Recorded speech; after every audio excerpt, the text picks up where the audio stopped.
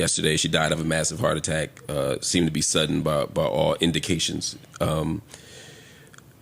Any black person in America knows who Kiki Sheppard is because they know Showtime at the Apollo, which is a staple of black culture. It's a staple of our tradition of music and performance.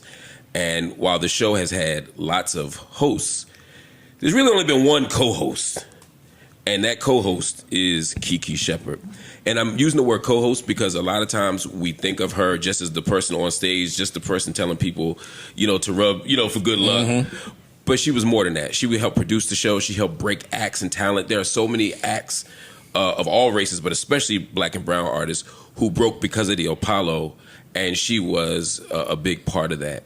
She was incredibly gifted and talented herself. She's a Howard University grad, business administration degree. She was part of the DC she helped start the DC Repertory Dance Theater.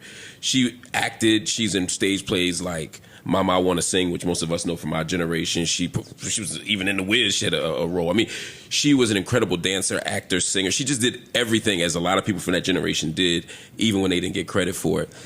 But she was also like our imaginary idol, our imaginary girlfriend, imaginary wife, imaginary mom, and at some point, imaginary auntie. History will remember Vanna White, but she was our Vanna White, except she was bigger and more important to us at a time where there weren't more of us. She was on TV when nobody was on TV. She was a model when there were no other models. And I just, I'm glad that her name will be remembered, but it's going to be remembered not just for what she did on that stage, but what she did across every aspect of her life. She was a philanthropist. She was a giver. In fact, I don't know if you know, she was having a golf tournament just next month scheduled, which was going to raise money for charity. So, hopefully they still have it. Yeah, Hopefully they still have it. So, rest in peace to our now ancestor, Kiki Sheppard.